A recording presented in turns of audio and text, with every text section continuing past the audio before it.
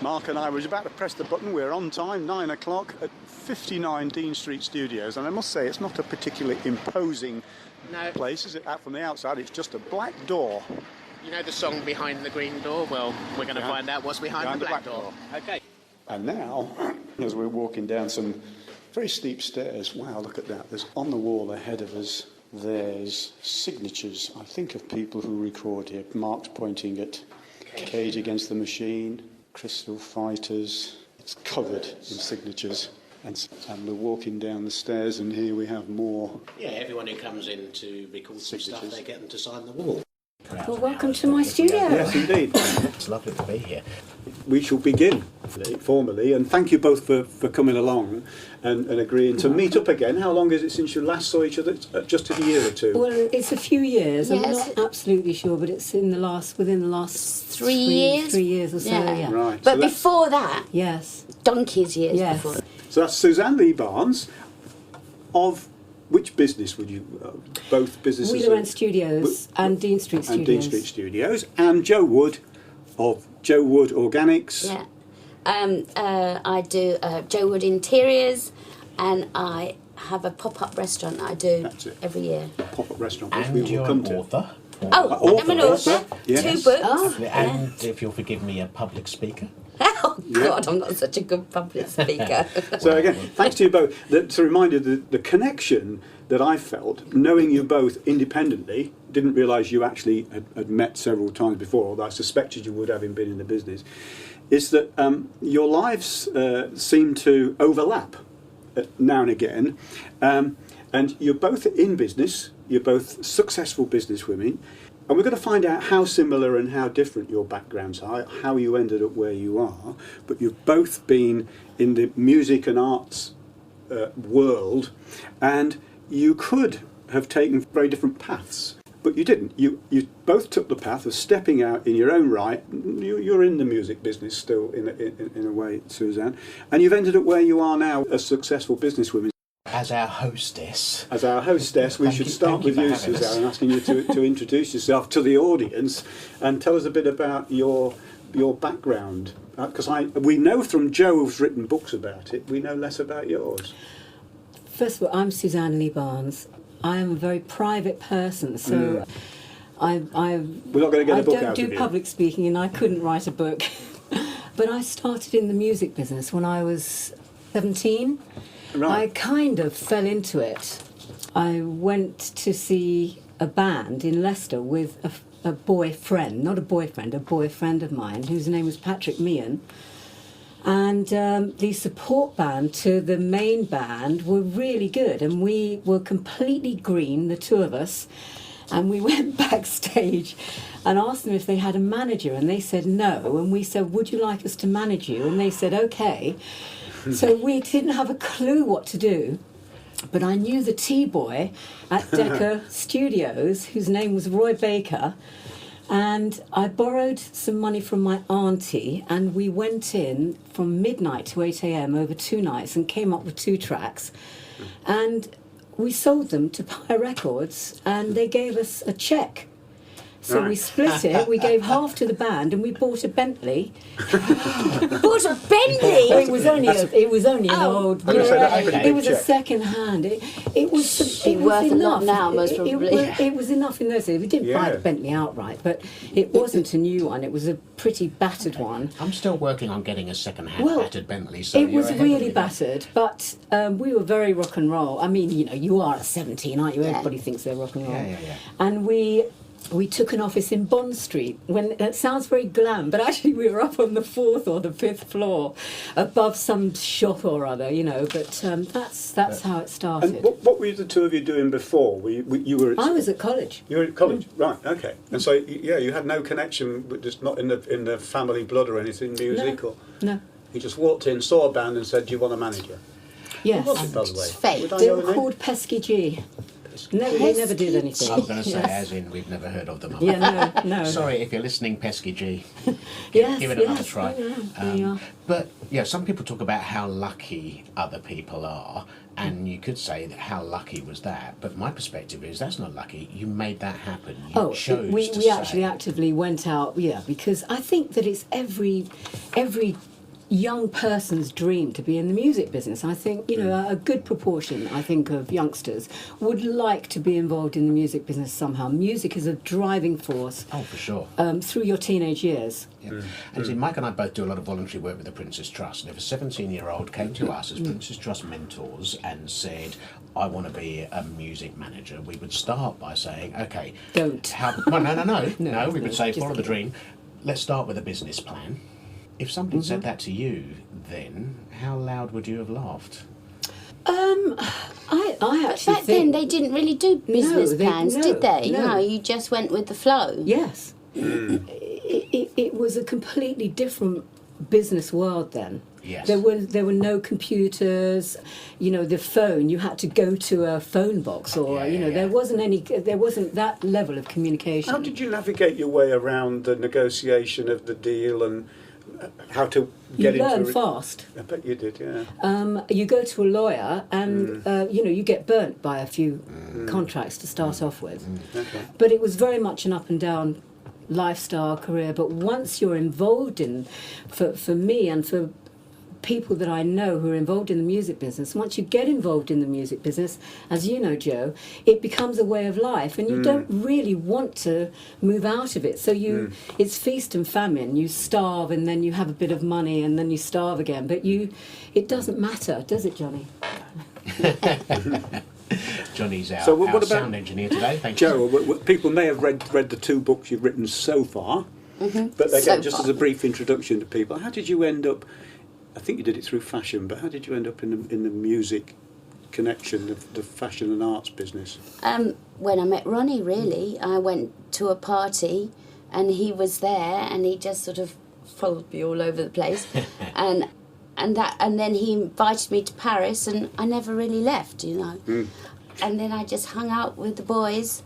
Hung out with the boy. But how did you get to the party in the first place? Not many people turn up at parties where the Rolling Stones and other people are. A friend of mine, who his ex-wife is still a really great friend of mine, Lorraine, they had a party for their friend who was getting married. And I was just about to leave I had to leave my flat and they said, come to the party, you've got to come. I'll rent you a room in the house. Great. But you've got to come to the party. I thought, oh, God, I have to go. I know everybody in London. That's what I thought. Yes, 'cause I know everybody in London. Village, so, Yeah. So, but I thought, I'll get a room, that whilst I find another flat. So I took an old boyfriend of mine with me because I didn't want to go on my own. I said, come on, it's going to be boring. I know it is. I walked in there, boom, and there was everybody I didn't know. A few people I knew, but... Yeah, because your circles were more to do with fashion, though, weren't they? Yeah, I was modelling. I was modelling since I was 16. Yeah. And I met my first husband, Peter. I'm going to say, this is the connection. This is the first connection, isn't it, between the two? When I was 17, and that's when I met Suzanne. Yeah. Peter was a friend of yours? I'd known Peter. Peter's parents were friends with my parents. Right. And so I kind of knew Peter. We used to go horse riding together and stuff like that. On occasions, we were acquainted. And, Right. Yeah. And that's Peter as in Peter Green? Peter Green? Yeah. Yeah. Rag trade. Yes. Yeah. Not Peter Green, the guitarist. Yeah. So then when I left him at 20, I had my first child at 19, and then I left him at 20, and then I had about a year and a half on my own, and then I met Ronnie. But it was through that fashion, being in the fashion business, that you were exposed to all these. And Lorraine actually worked was a booker at my agency, Lorraine Ashton. So she was a booker there. And I became friends with her, and that's how we're still great friends to this day. We have sort of lived as girlfriends, lived sort of a parallel lives, Yeah. She She was married to David Morris. Lorraine Kirk. Okay. Lorraine Delisle. She Oh. was married to David Morris. Then she married Simon Kirk. And that's how I know Lorraine. And Lorraine and Yeah. my sister were business partners and had a very successful business.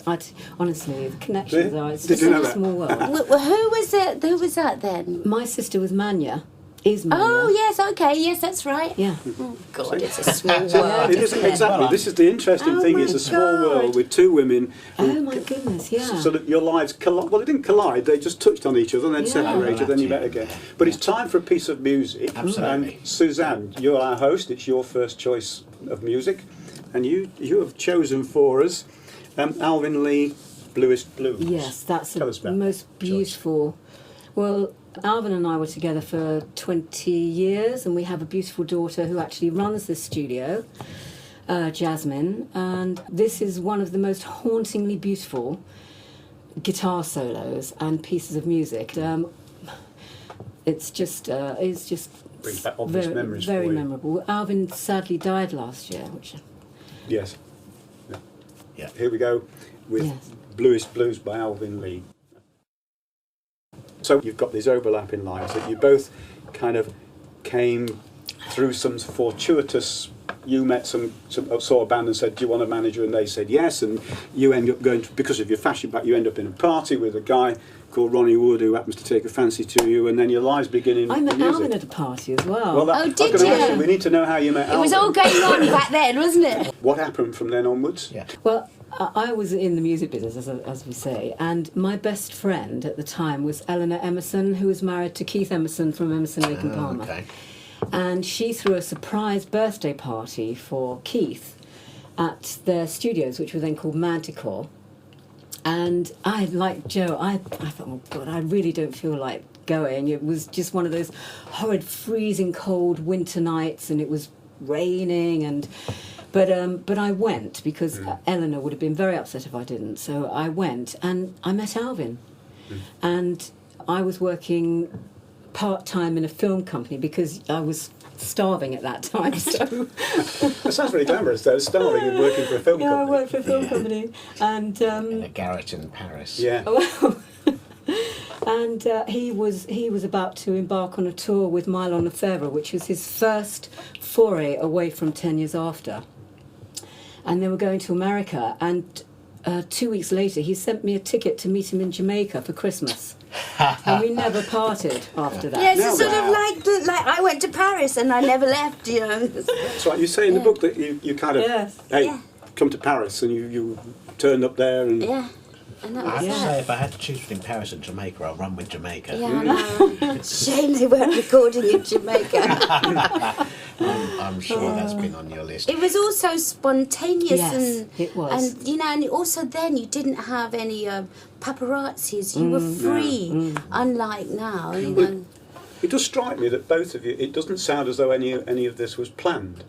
And No, none of it. You didn't You just- target people and sort of stalk them. No, You were just having a good time. not a stalker. And even your move into business, you know, when you became the manager at 17, that wasn't planned. You went to a gig and you thought, hey, let's Fell do this. into it, So yes. how did you develop from there? How did your business career develop Well, from that it- management role?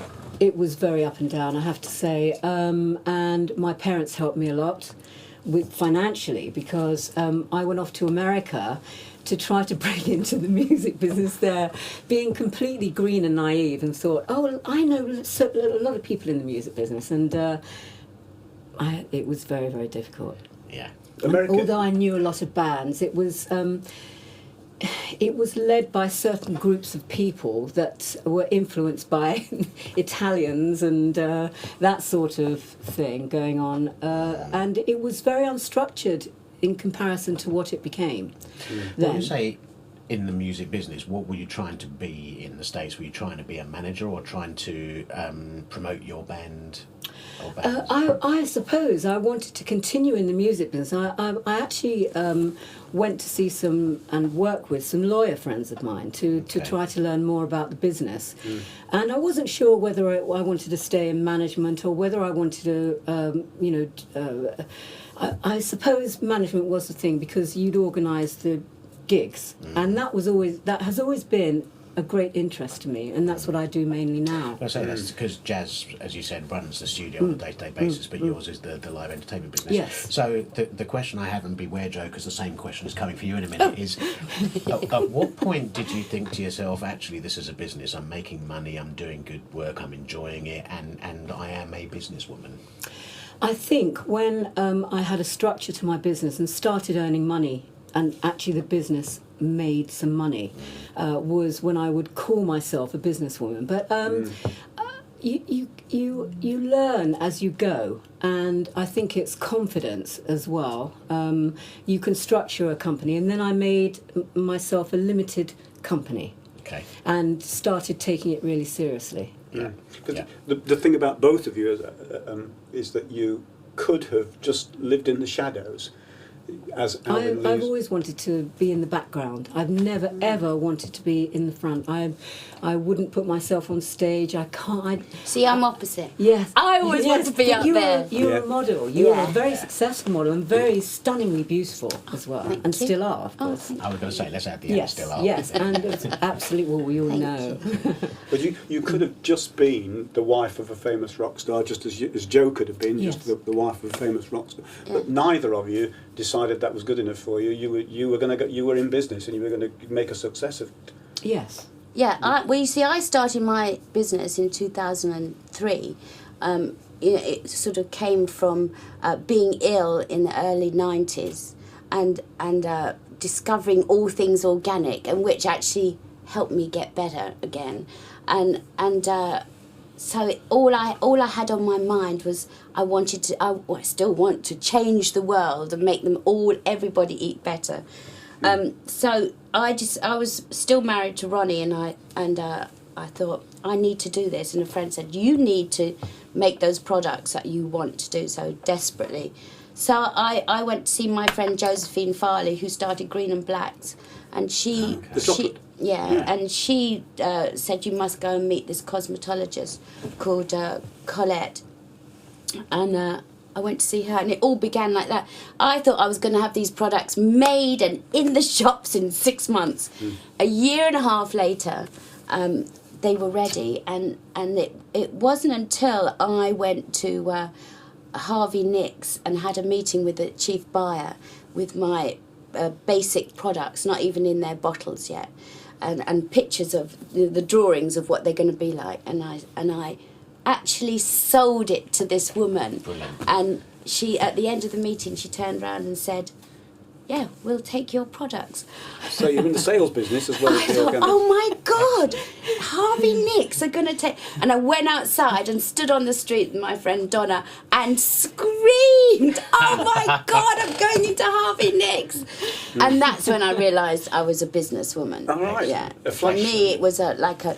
And at that point, absolute you didn't wonder. even have a product, you had drawings and ideas. And samples. Okay. Yeah. The old adage is, don't make it and sell it, then make it. And you followed that. Yeah. Yeah, and with me also, I had a few people saying to me, you'll never get this together. You'll never get this together, including my ex, actually. Yes. He said, yeah, you're all talk, you'll never get to that. I Yeah. thought, I'll was that- show you.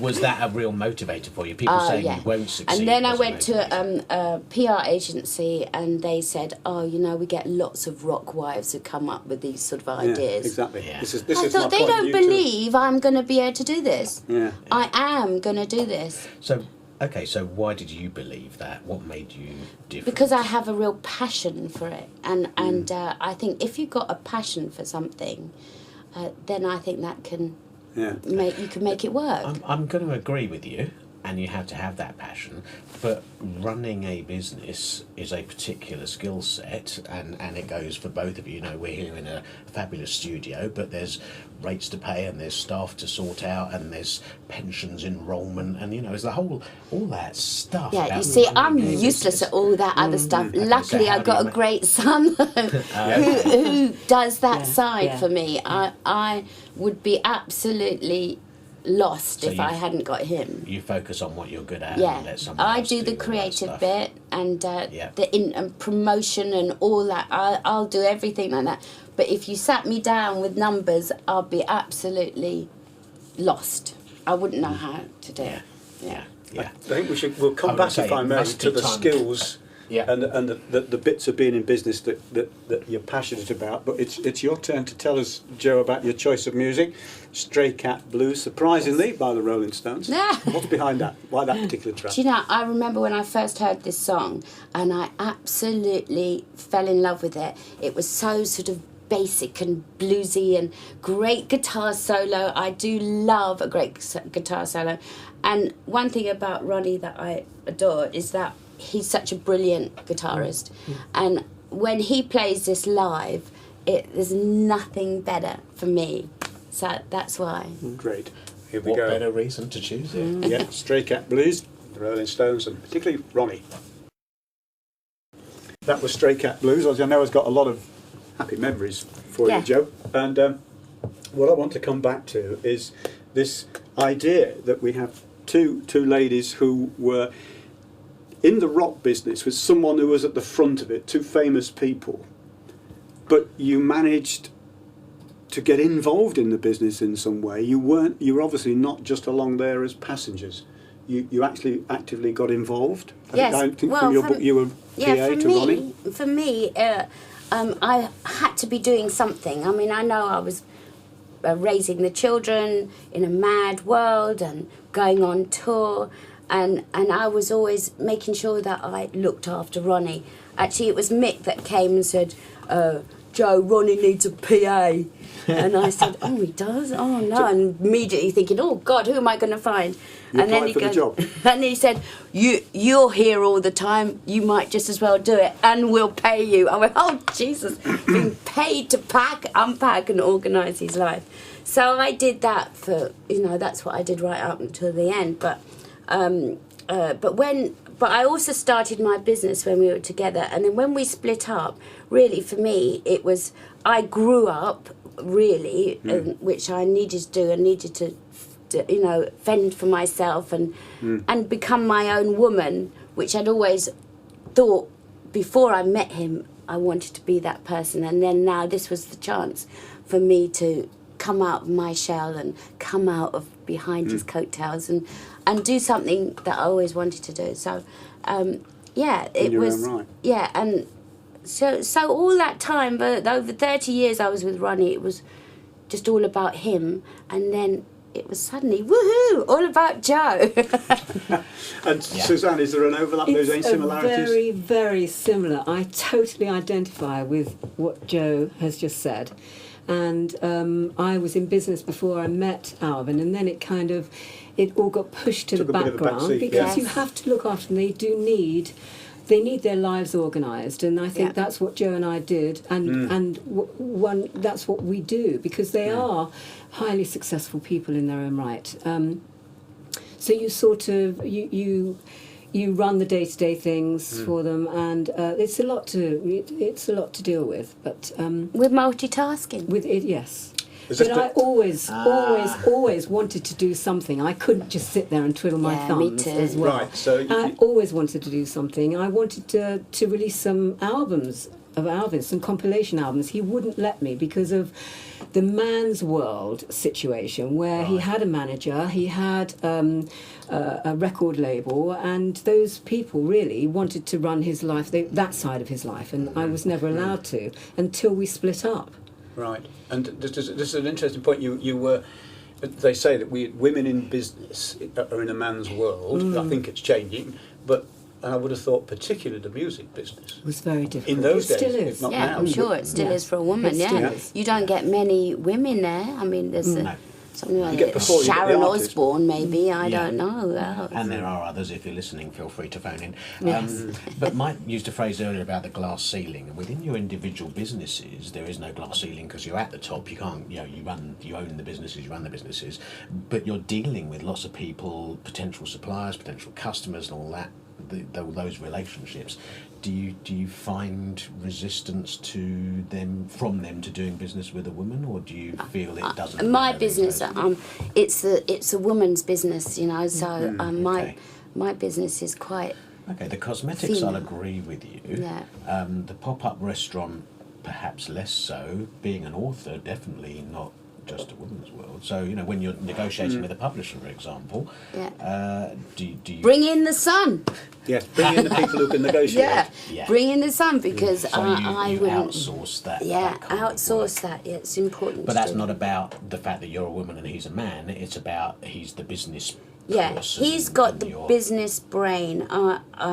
Even as a child, he was. You know, I remember when we were quite broke in New York once, and going around the supermarket, and Jamie's adding up things. How much money you got, Mum? How much money? You know, he was like 11, and I said, "Oh, I've got $170," and he's adding up things as we go along. You've got to put some of that stuff back. You've got to put some of that stuff back. He was always like that. So it's like obvious that he would be like that. He's, And sorry for you, Suzanne. Again, you know, your own business owner, no glass ceiling. But when you're out there dealing with an awful lot of men in the music business, how long did it take for them to take you seriously? Well, they have to take me seriously right away. I know what I'm talking about, basically, and if I went in and didn't know what I was doing, then it would be a different story. But I do know what I'm doing, and I'm really good at what I do, and that's how I negotiate and navigate my way through. Which is just so, for someone like me who's so into equality and blah, blah, it's just so encouraging to hear that. And hopefully for listeners, and particularly for female listeners out there, it's also encouraging that the world is absolutely moving. and I think it helps to have confidence in Yes. knowing what you know. Yeah. If you know what you're doing, then you've got that confidence, and Yes. and I think that projects, and people will take you seriously no matter what. And I think the same goes for men, and Yeah. that's what equality is all about. And you know very much and are very passionate about organic Yeah. stuff. Yeah. And so you've got the natural passion, and you're very passionate about the music business. Yes, and musicians. Yeah. Right, okay. Interesting enough, I don't know whether you remember or heard the replay, but there was a replay of an interview with Margaret Thatcher. Oh. It was yesterday or sometime, Oh, yeah. when Margaret Thatcher was asked this question about I whether heard she that. supported I women heard or that. not. Yeah. And she said, I think that the gist of her argument was that she had proved that women could do it, therefore do it. You don't need it making any easier. Absolutely, and on the same programme was a woman who's a very strong Labour MP or activist, but very said absolutely disagreed with the politics, but she grew up with Margaret Thatcher as a role model for that a woman can get to the top. Is it time for some more music? Let's go for some more music. And whose choice is it this time? I think this is... Well, if we're going rotation, it's Suzanne's. Suzanne, indeed, and it's Wild as the Wind, David Bowie. Yes. What's the Well, reason? I'm a huge fan of David Bowie, always was. Yeah. And that was recorded down here at Oh, Dean right. Street Studios, which was then called Good Earth, and Tony Visconti had the studio here then. And Tony Visconti, to this day, is still his producer. Right.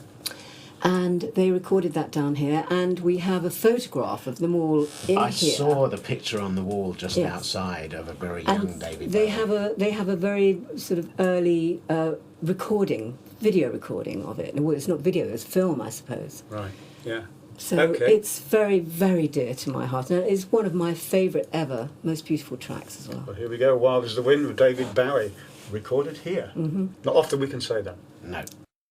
That was Water. Wild as the Wind, David Bowie or Bowie? None of us in the David room Bowie. is... Bowie, we'll go for We're Bowie. running with Bowie. Ask him when you see him, Suzanne. If what- you're how you- listening, David, feel free to phone the studio. Yeah, ring in and let us know how we should pronounce your name. I didn't meet him then, I didn't know him, so I didn't know him, so... Hey. I did. I know David. Oh, What does he excellent. call Well, ask him. himself? Oh, Oh, well, I just say David. Of course, it would be. Mr. Bowie. Mr. Bowie. Yeah, Mr. As they Bowie. say, I don't care what you call me so long as you call me. Yeah. Yeah. Right, let's get back to this idea that women can make it in business. The glass ceiling, if there is one, needn't be too thick to break through if you're passionate about what you do. And you two obviously are. You really enjoy what you do. And anybody would say, well, the music and the arts business is really fascinating in itself. But business, I mean, I personally find business itself a bit of a dull subject. Could either of you ever see yourselves going and doing a business degree? No. The answer is simply no. So thank you for that detailed answer. Suzanne? I don't think so. No. Right. See, Okay. okay. But to slightly change the question, Bucks New University is a few miles up the road from Marlow FM, and I know that they do a degree in music management. And they do lots of sort of music business related degrees. So you wouldn't do a business degree, and actually you should probably be lecturing on that course, not I would involved love with the to course. go. Well, that's another discussion. That's another time. But I Okay. would like to take that up with you about the education, because Okay. that's a bit of a.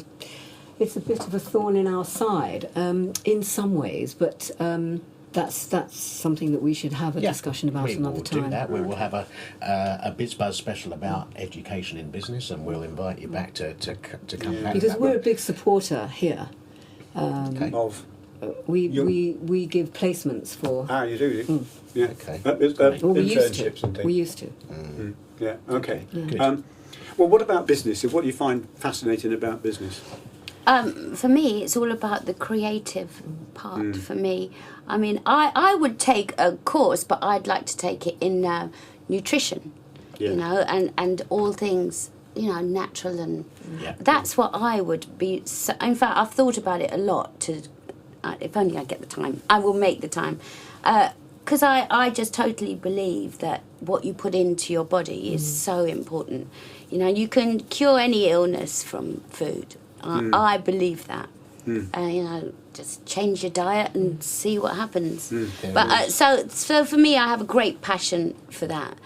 So anything to do with that, I'm into. You know. Right. But they do say if you're something you're passionate about, something you really enjoy, you will find a way of making a success out of it. Yeah. Yeah. And that comes through loud and clear, certainly from Joe, and I think from Suzanne as well. Indeed. It's not about the money. No, Well, it's definitely not about the money. Yeah. For me, it's about changing people's whole way of thinking about food and health, and you know, when you've got your health and you're happy, you know, you're happy from the inside. So when the day comes, which it will one day, perhaps when you eventually retire. I'm not going to retire. No, I'm you're going to do probably it not. until the Okay, well- day I drop. When the time comes when you're looking back and you Yeah. say, that was good, I was a successful businesswoman. So from the business perspective, what will you have done by then, or have you already done it, that enables you to say I was a successful businesswoman? Well, for me, if I can look back and say, I have done something to help everybody out there, and then for me, I've been a success. Yeah.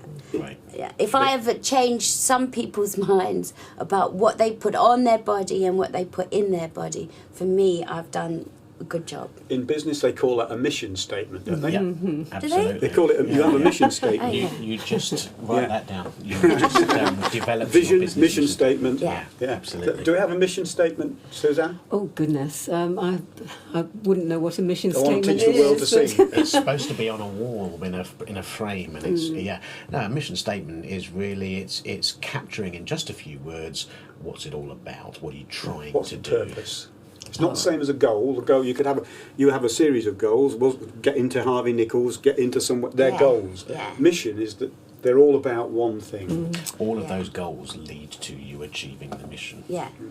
So a driving force. It's kind of a Yes. driving force. My exactly. driving force is to hopefully provide musicians with the means to put food in their mouths and a roof over their head, Which is Yeah. basically, Yeah. because they get ripped off. And it's very, very difficult for them to navigate their way through, especially these days where people don't pay for their music like they used to. Yeah, So it's it's all even changed more so difficult. much, hasn't it? And So there's the so live many events. musicians out there, so many Yes. kids that want to Really be talented. famous, Yes. you know. It's just incredible. But they're not But sure there's- what they want to be famous for. Yeah. You want to be famous for changing the way we eat. Yeah, changing the world.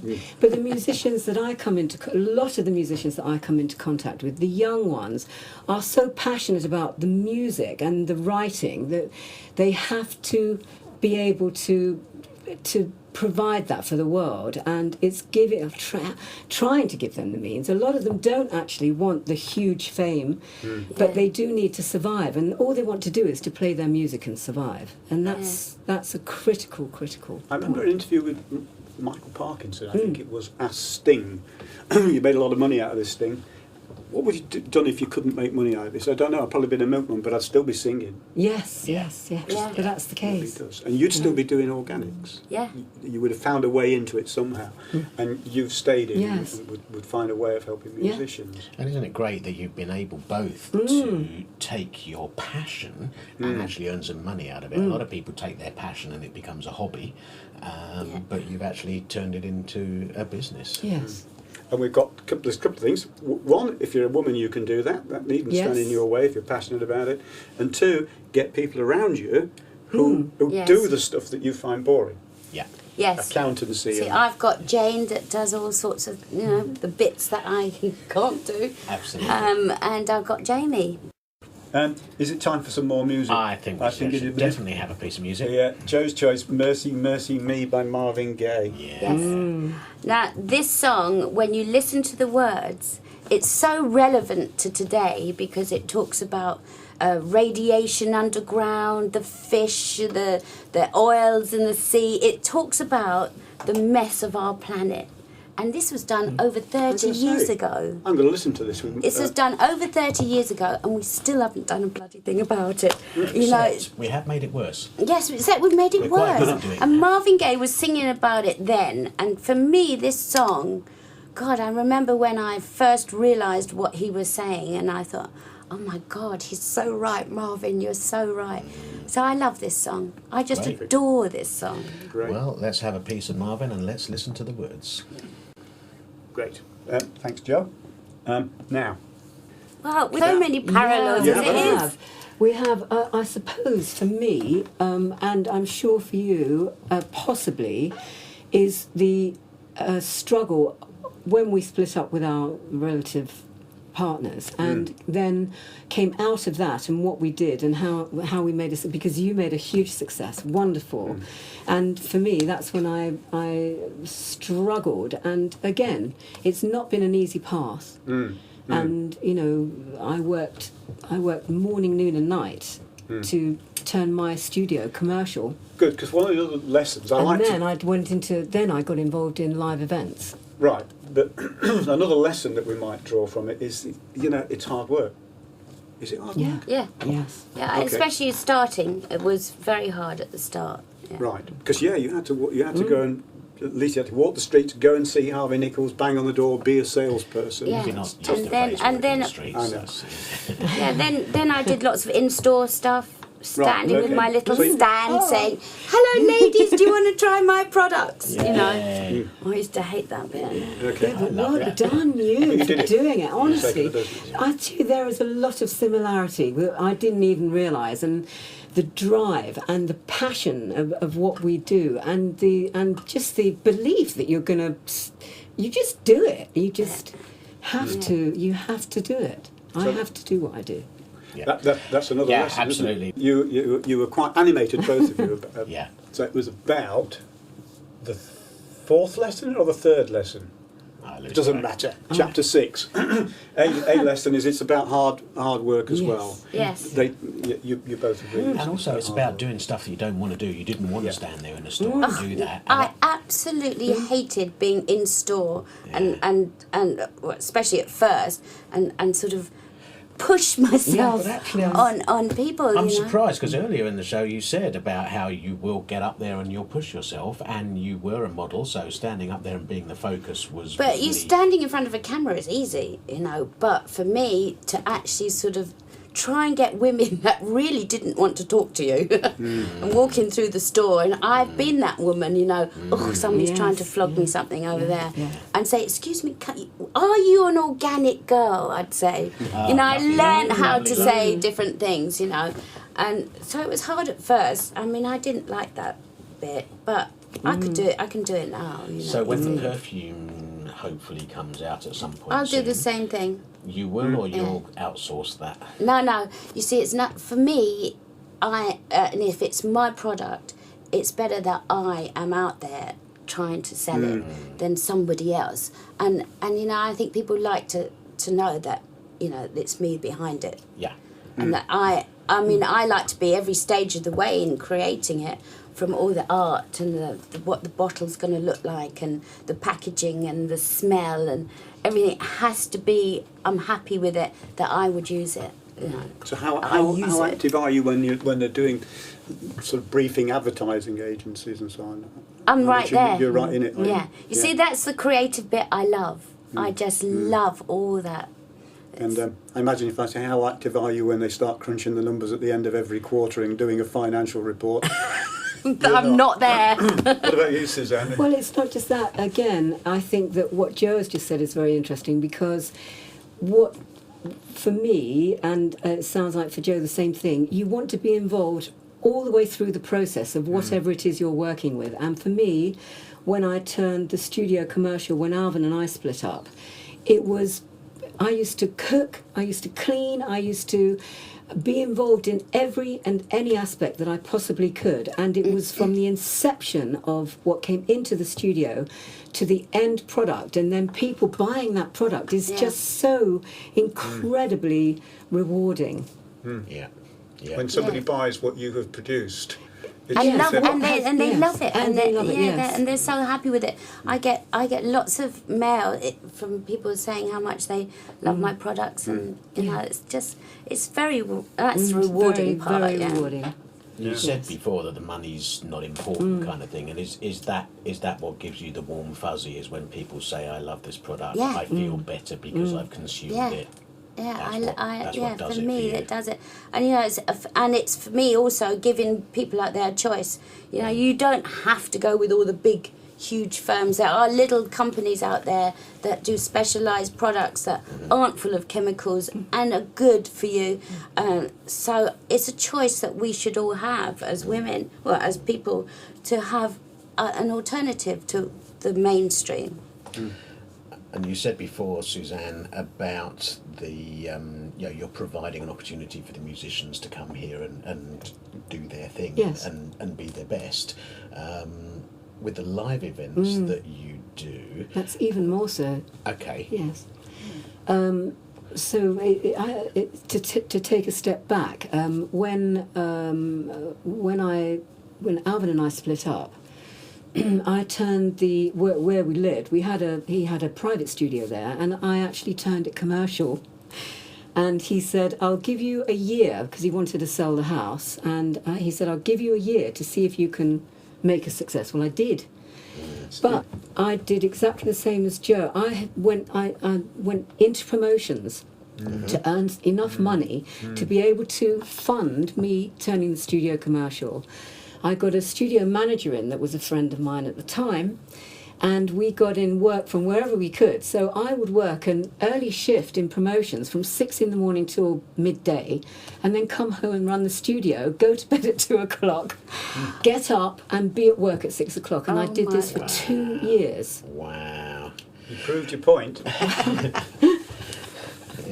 But it was a struggle, but it was something I was determined to do. So both of you. And then I knew Paul Weller, and he brought Noel Gallagher into the studio, and we did a joint venture.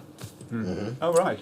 And my studio manager owed me a lot of money, so we had to part ways just prior to that.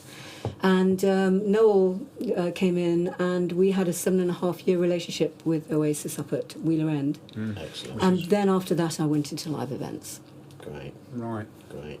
And for the benefit of the listener, you say you went into live events. What is that? What do you do? My partner at the time used to drive a Harley Davidson, and he was in the Harley Davidson showroom, and he mentioned that we happened to have a studio and that we had, well-known artists in there. And the guy who was running the dealership said, "Oh, well, we do things, Can she get a band for us?" And he said, "Well, I'll ask her." So they got in touch with me. I got in touch with them. I went up to see them. And the next thing I know, they've given me a whole event to do. Wow. Because I did organise a Live Aid thing years before. Did you? Yes, I did. That's something else. Okay. Yeah, a local one at High Wycombe. Oh, okay. Right, Yeah. okay. Anyway, so the next thing I know, I've been given an event, which I have to say I did very successfully in Portugal. When you say it's Suzanne managed the event, do you mean the whole music, event? just the music, only part? the music. Yeah. I work with this wonderful lady called Alison Povey, and she and I have a very strong working relationship. And I do everything to do with music, the production, the stage, the lighting, all the technical side. I organise the bands, I book the flights, the hotels, everything to do with the music, production and bands. And that's where I try to bring in young artists and our technicians, all get given the opportunity to experience live events, to play with us and get paid for it. So, you know, I love what I do. Which is, and that comes across. I absolutely love what I do. There's another parallel between the two of you, you see. Yes. Anyway, we need to just talk about your next choice of music, Suzanne, which is Up All Night by Daft Punk. Yes. It's just the silliest, most wonderful piece of music that you have to get up and dance to it. You can't not get up and dance to it. I agree. I love this one too. It's great. Silliness. Yes. Up All Night by Daft Punk. Great. Thank you, Suzanne. Get Lucky. It's Get Lucky. Yes, Get Lucky. So your piece of music is Get Lucky by Daft Punk. Thank you, yeah. Off the wall question: who did the catering when you were with Oasis? There, I did. You did? Okay. We wouldn't. It was a very difficult situation because nobody knew where they were. I didn't advertise as a studio at all. Nobody knew that what was it'd be very, very private. And we did try to bring caterers in, but it didn't work. It didn't work. No. They just got so awestruck. Yeah. Starstruck, and it was a nightmare. So I thought, I went and took a cookery course. I went and spent. Honestly, I did. I went and I went away for a week, and because I was, women. When you bring up kids, you cook anyway. And my mother was a good cook, and I love to cook. I love to cook. God knows what year it was. I suppose it was in the 90s, but the Stones recorded at our house in Ireland. And Ronnie had a studio there, and so Keith stayed with us. Charlie was just down the road. Mick obviously wouldn't stay with us, but so it was just so I had a house full every day. Yes, and they every all recorded, day. and then I'd do dinner at night and make great big shepherd's pies and chicken pies and salads. And But it's interesting going back to the outsourcing. Just like exactly. Yeah, but going back to the outsourcing thing, where we agreed, you outsource when you either don't have the skills or don't have the desire. But actually, from the catering perspective, there you did outsource it. It didn't work for whatever reason. They got starstruck, whatever. Yes. So then you went away and you got the skills. Yes. And you. See, we also tried with having caterers, but I didn't like the food because of being an organic person. I didn't like what they were cooking, and I wanted to give them really good organic food. Yes. So they could stay up all night. Tell us about smuggling potatoes into America, was it? No, I grew lots of potatoes in Ireland, and one year when we were on tour, and I couldn't bear to leave them. Yes. So I packed them in a suitcase and took them to Paris. That's got to go in. Absolutely. And I had a great big catering. I had a great big bowl like this, and I put a big note, Joe's Organic Potatoes, and they all went. Everybody. How amazing. Yeah. That's incredible. Flying a suitcase of potatoes around And the how world. long ago Do you was see that? how determined we are? This is the thing. Yeah. I never say no to anything. I'll always look at something and think, oh, okay, well maybe. And if there's any obstacles, I'll just find my way around them. Yeah, you do, don't you? When you I won't really give up. want something and have a passion for something, you find a way. Yeah. But equally, if something isn't working, and I think this is a very valid point to make within business, you can nurture things and perhaps it's not the right thing. And I think if you give it a fair shot, you also have to know when to call it a day. And I think when to call it a day. Right, I see. A good business decision is not to go into that business or to not to pursue something Yeah. that is yes. Yeah. So Yeah, the best part about banging your head on a brick wall is when you stop. Yeah, I was interested to know what either of you has started and then realised it's not going to work. Have you had that, as they say, the little ingredient of failure makes you a success? What have you pulled the plugs on in the past? Anything? well, for me, I think it's the realisation. I am a true believer in if something comes easy to you, that's what you're good at, and that's what you should pursue and do. Anything that you find a real challenge is perhaps not your best strength, and perhaps you'll always struggle in it. That's my theory. I think that's very wise. Well, for me, I think, when I got my divorce, part of my divorce, because Ronnie was half of my organics company, I had his lawyers made me put it into liquidation. So I bought back my stock and was selling it through my office, and so now I'm keep my fingers crossed. I'm just about to get a licensing deal to do my new perfume. So it's all starting to again. But I still have product left, but it's running right down now. So now is the right time for me to be creating and doing my new one. But I mean, I was more heartbroken about that company stopping than I was about my divorce in the end. In the end. In the end. I just want to add in that your choice of music, Suzanne, obviously then is by Oasis, Don't Look Back in Anger. Yes. Was that recorded? No, it wasn't recorded with us. Right. Okay. Well, that was the I think a lot of the time that Oasis spent up there was rehearsing, writing, doing the demo side of it, and then they'd need a much larger facility than we had to record there. What particularly then attracts you to Don't Look Back in Anger? Other than it's a really famous one from Oasis. It's one of their. It's a very powerful song, and Noel is a very good songwriter. Right. There's no doubt about it. It's one of my favourite tunes. So what are your aspirations for the future then? It's not to retire. Not to retire. You're never going to retire. No, I don't think I would be happy just not having anything else going on in my life. I think my aspiration for the future is organic world dominance. Dominance. Well, why stop at the world? Why stop at the world? Suzanne? Yeah. How can I be that one? That's one. World dominance, yeah. Yes. Well, yes. music world dominance and events world dominance. Yes. I would like a nicely balanced life where I can work for a part of my life, but also have my time and enjoy my life, which I do enormously. Yeah. Just a balance. Yeah, a well-balanced agree. life is I've got what lots of kids, I've got lots of grandkids, yes. and I love having time to do what I love to do. Yes. And from a business perspective, is there anything that's crossed your mind over the years that you thought I'd love to do that? And Yes, for me, I really want to do an organic children's range because I think mothers use their products on their children and their little immune systems are so delicate. They need to be putting pure products on their skin to wash their hair.